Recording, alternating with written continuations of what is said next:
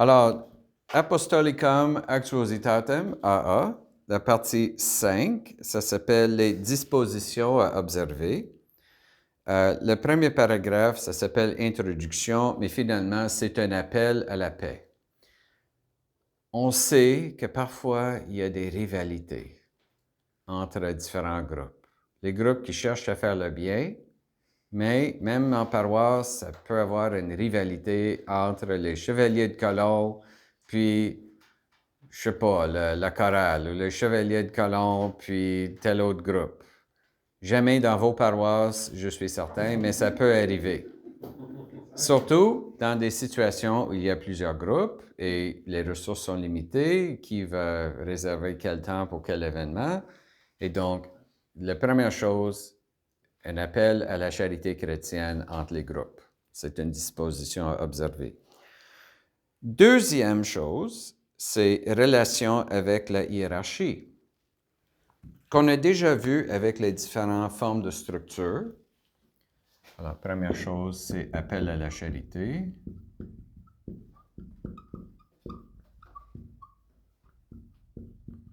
Deuxième, c'est relation avec la hiérarchie. Le moment où un groupe refuse le rôle de supervision de l'évêque, on sait qu'on a un problème. C'est une déclaration d'indépendance. Le mot évêque vient du mot grec épiskopos. C'est la racine de notre mot épiscopal. Bon, c'est un épiscope. Bon, on sait c'est quoi un microscope? Ça voit les choses petites. Un télescope, ça voit les choses qui sont loin. Un périscope, on est dans un sous-marin, c'est pour voir autour, le périmètre.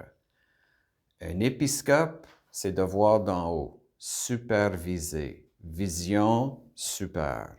Donc, épiscope veut dire littéralement superviseur, celui qui voit l'ensemble et qui supervise. Peut-être pas de proche, mais à une grande supervision. Le moment où on a une association, un regroupement qui dit « on n'a plus besoin de vous », Monseigneur, on accueille votre conseil, mais on va faire comme on veut. Écoute, c'est pas comme si je peux directement diriger les idées de tout le monde et je ne cherche pas à faire ça. Alors, il y a une autonomie normale, mais si un groupe se dit catholique, il faut qu'ils acceptent la supervision de l'évêque. C'est un des éléments de la catholicité. Donc, les relations avec la hiérarchie vont dépendre de la nature de l'association. Si c'est une association fondée par l'évêque, bien sûr, on veut garantir que ça reste en lien avec l'évêque.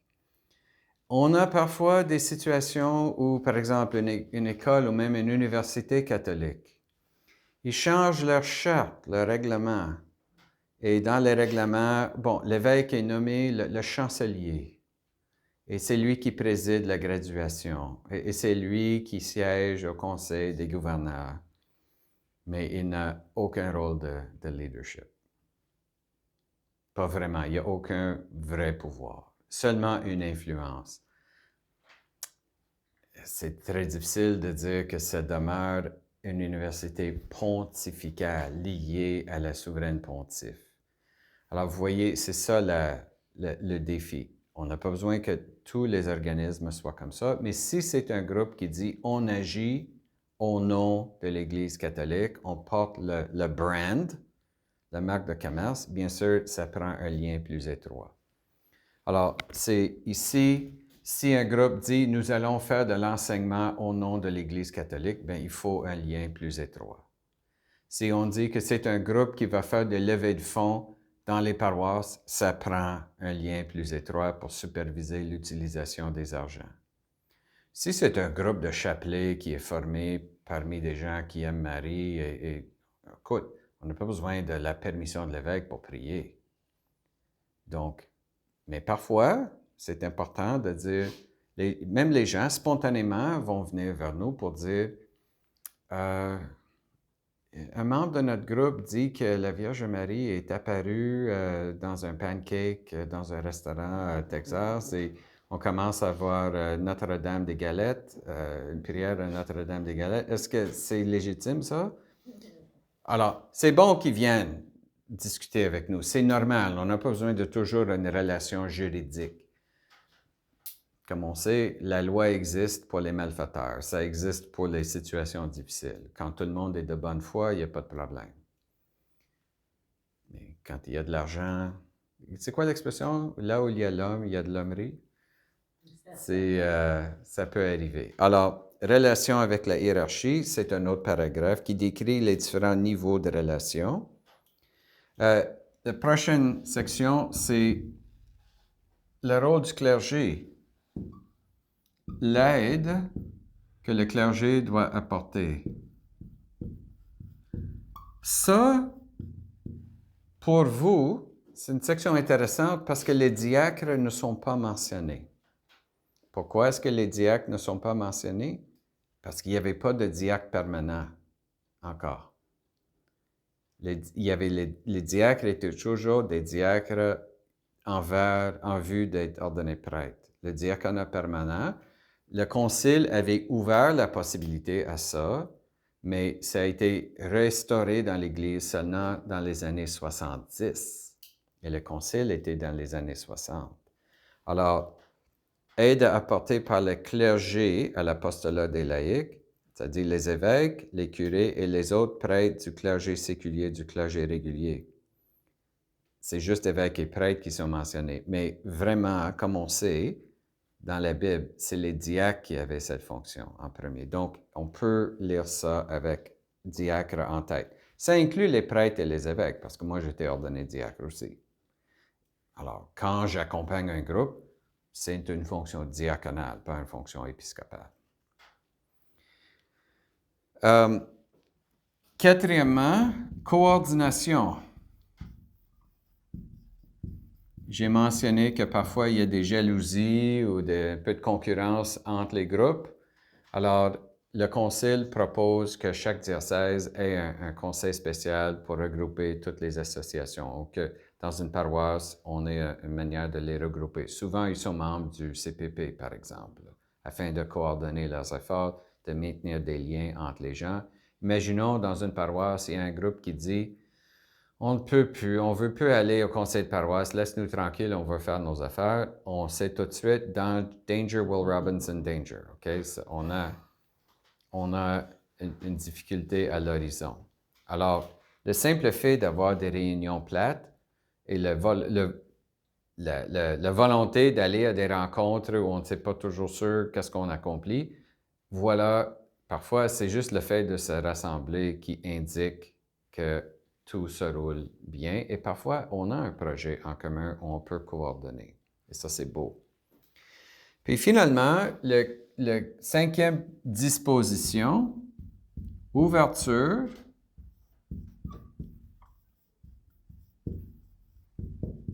aux non-catholiques.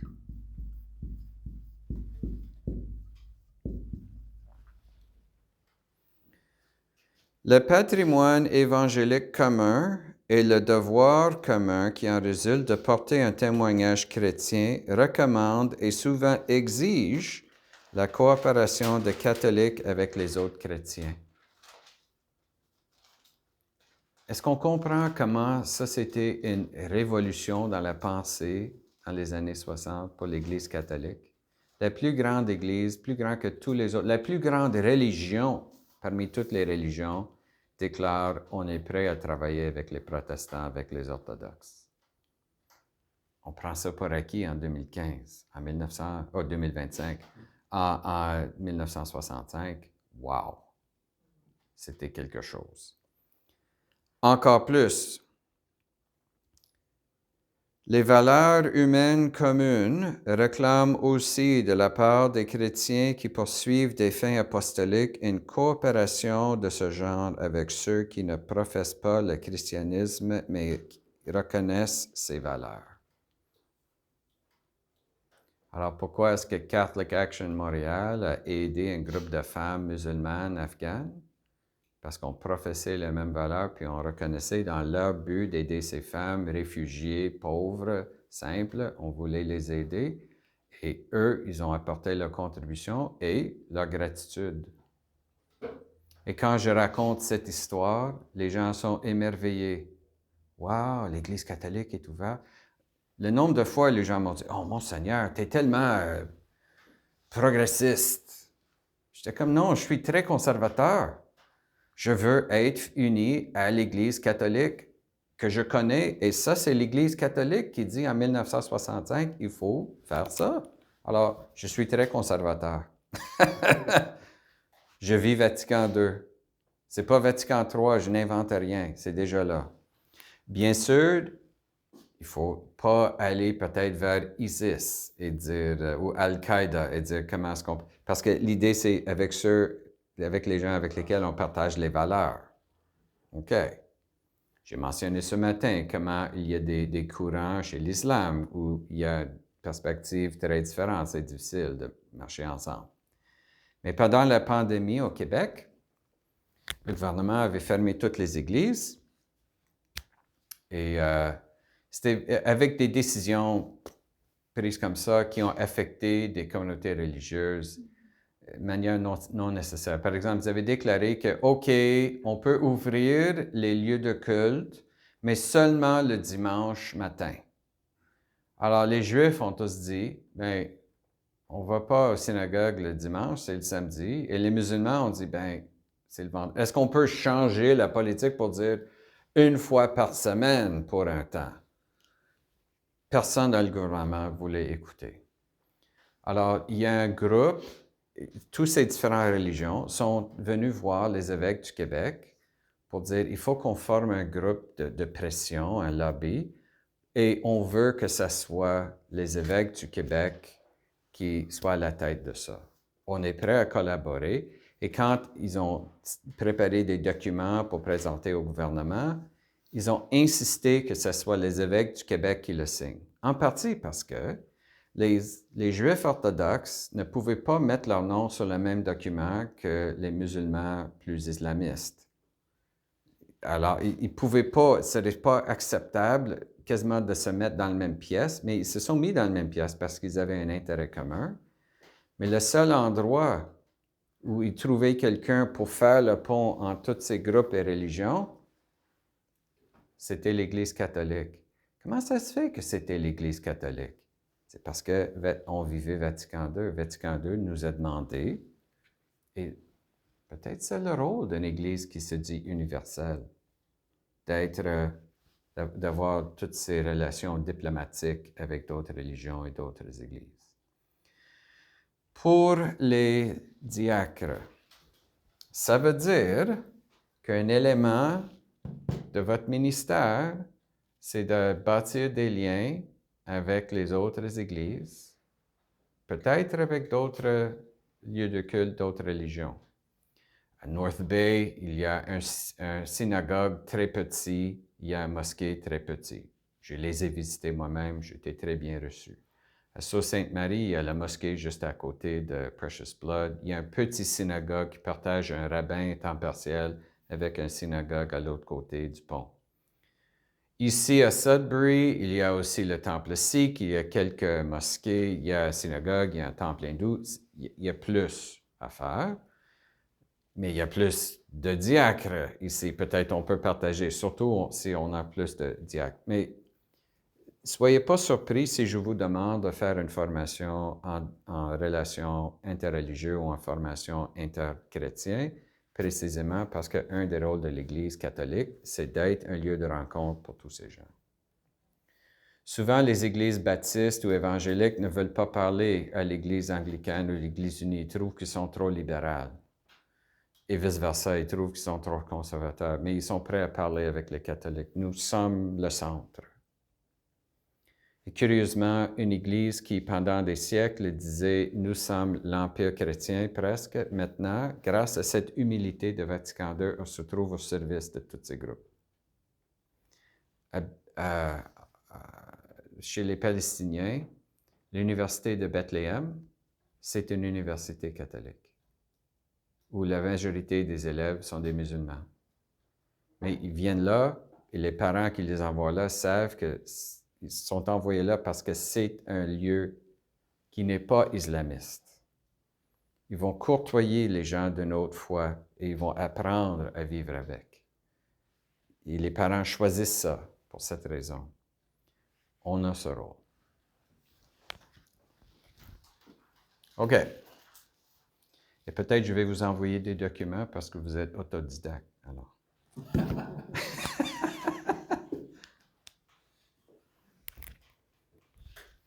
Finalement, la formation à l'apostolat.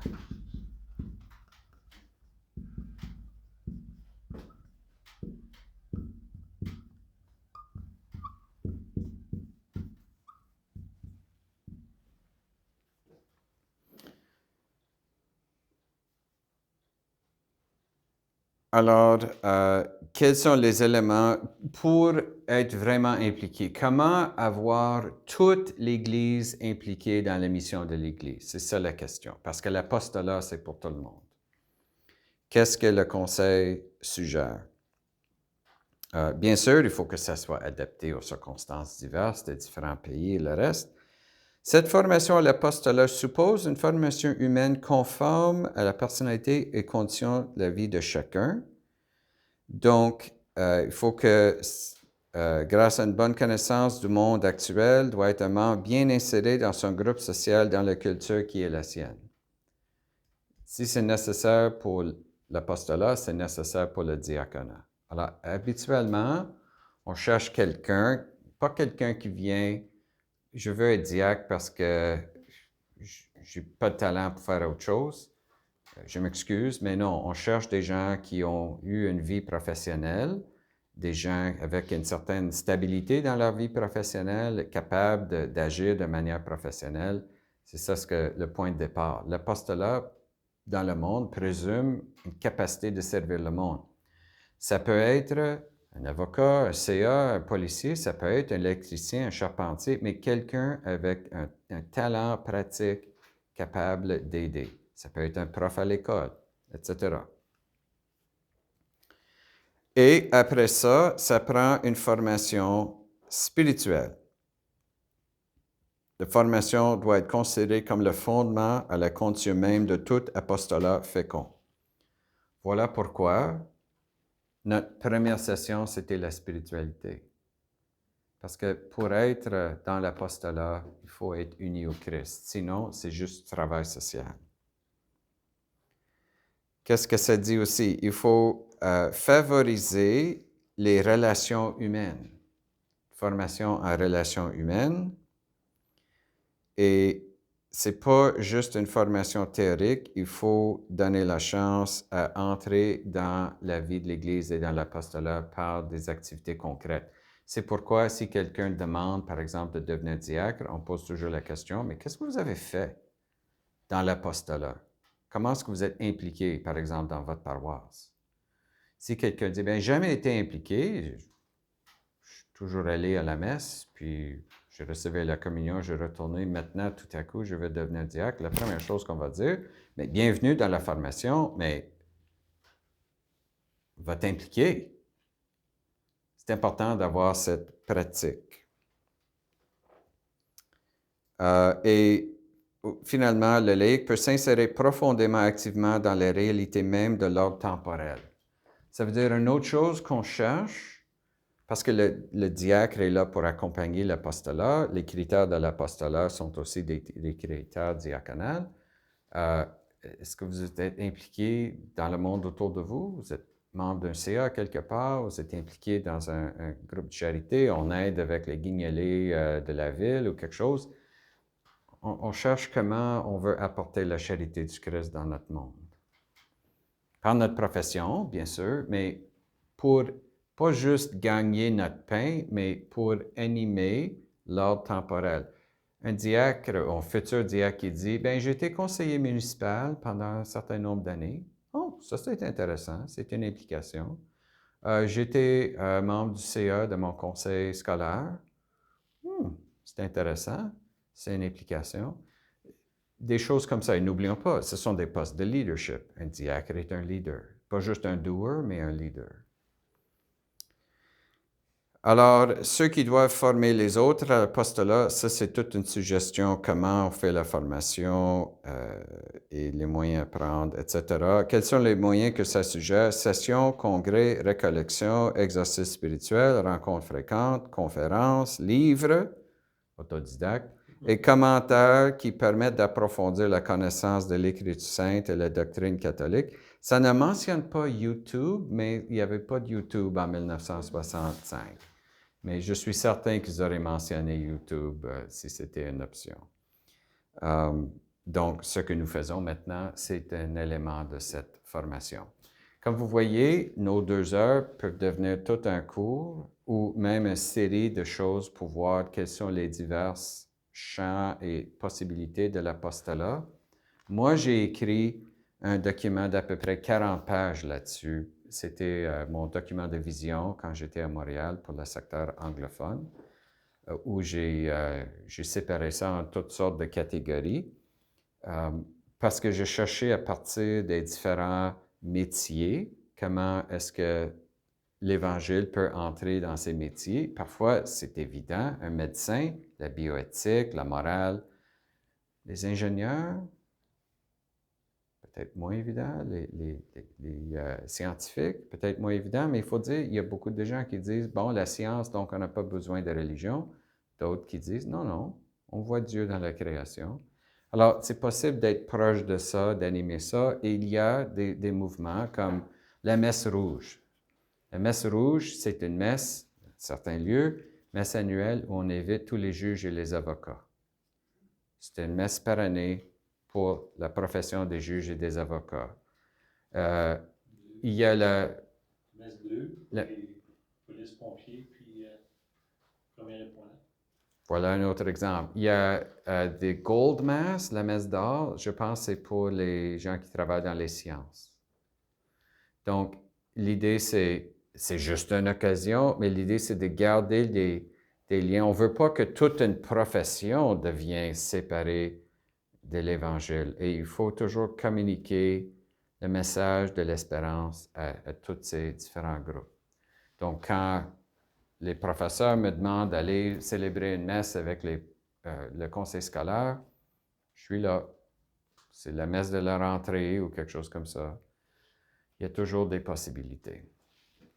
Alors, la formation à l'apostolat, il y a toutes sortes de moyens, mais l'idée, c'est qu'est-ce qu'on cherche? Premièrement, des gens qui ont une aptitude. Il faut dire, imaginons si on avait un gang de 10 diacres qui savaient la plomberie, l'électricité, comment réparer un toit, comment changer une fournaise, parce que c'est leur profession. Oh my gosh, je serais l'évêque le plus chanceux parmi tous les diocèses, parce qu'au lieu d'être toujours avoir la nécessité d'appeler des contracteurs, je peux demander à quelqu'un, peux-tu nous aider avec ça, fournir ça et rendre le service avec gratitude. C'est comme ça que la majorité des églises ont été bâties à travers les siècles. C'était des gens qui ont contribué à une sorte de corvée pour les bâtir. Oui, effectivement. Mon père, c'est lui qui a éclairé le terrain où l'église où il a œuvré a été bâtie. Et vous avez entendu la fierté dans sa voix. C'est mon père qui l'avait fait. Et qu'est-ce qu'il a fait? Il n'a pas amené toutes les pierres, il a simplement déblayé le terrain. Mais mon père l'a fait, ça fait partie de la tradition de notre famille. Et il a œuvré là. Il a œuvré là. Alors, ça nous permet, par le travail de nos mains, souvent on pense que le travail de l'Église, c'est uniquement un travail intellectuel ou de la parole, mais les Jésuites qui ont fait la mission ici dans le nord de l'Ontario, 1/3 étaient des prêtres, l'autre 2/3 c'était des frères. Et les frères jésuites, c'était le travail manuel qu'ils faisaient. C'est eux autres qui ont bâti Holy Cross Mission avec leurs propres mains. Je pas sûr que les jésuites d'aujourd'hui pourraient faire ça. Ils n'ont pas des frères pour le faire. Ils ont beaucoup plus de pères jésuites avec le travail plus intellectuel des profs à l'université, etc. Mais le travail des frères ou des sœurs, une sœur et des femmes laïques, pas juste les hommes, peuvent devenir électriciennes et le reste ou contribuer à leur travail. Why not? Why not? Mais vous savez, les témoins de Jéhovah, dans leur tradition, les membres des témoins de Jéhovah sont obligés d'apprendre un métier, a trade. Et donc, quand c'est le temps de bâtir un Kingdom Hall des témoins de Jéhovah, c'est du travail gratuit. Parce que les membres ont tous un minimum d'aptitude avec ça. Ils sont tous composés de... Les Ménonites qu'on a partout, ils n'appellent pas une compagnie de construction pour bâtir leurs affaires. Tout le monde a un métier. Ça fait partie de la religion. Et donc, ils peuvent bâtir une église comme ça. Ils ont juste besoin d'acheter le terrain, puis ça se fait. Peut-être parfois dans l'Église catholique, on est un peu trop intellectuel. Quand je vois le travail que mon frère faisait, un électricien qui était aussi un soudeur, welder, écoute, il a quasiment rebâti le chalet de mes parents à Gatineau, dans le Gatineau. Tout seul, il savait comment utiliser un marteau et le bâtir. Et il y avait des amis qui pouvaient faire ça avec lui. Je connais un prêtre qui a ce talent-là, et quand c'était le temps de bâtir quelque chose, il avait juste à appeler ses amis, qui étaient des charpentiers comme lui, puis « Oh, on veut aider notre ami le prêtre, tout le monde arrive, puis si on a suffisamment de gens qui savent comment faire, on peut faire beaucoup dans une journée. C'est remarquable. Ou même faire des choses à la maison, c'est comme des pièces de Lego, puis on met tout ça ensemble, boum, c'est fait. Pas une maison de luxe, but on peut faire beaucoup avec l'effort commun. Alors, c'est la fin de la présentation sur l'apostolat. Je vous laisse la possibilité de lire le texte vous-même et de découvrir ces différents éléments. Comme je dis, il y a les descriptions de type, champ d'apostolat, catégorie d'activité, lien avec la hiérarchie. Il faut voir ça comme des séries de critères qui s'entrecroisent. On peut faire comme une sorte de grille. OK, apostolat individuel, lien avec la hiérarchie. Est-ce qu'on peut penser à un apostolat individuel, mais avec un lien étroit avec la hiérarchie? Une vierge consacrée.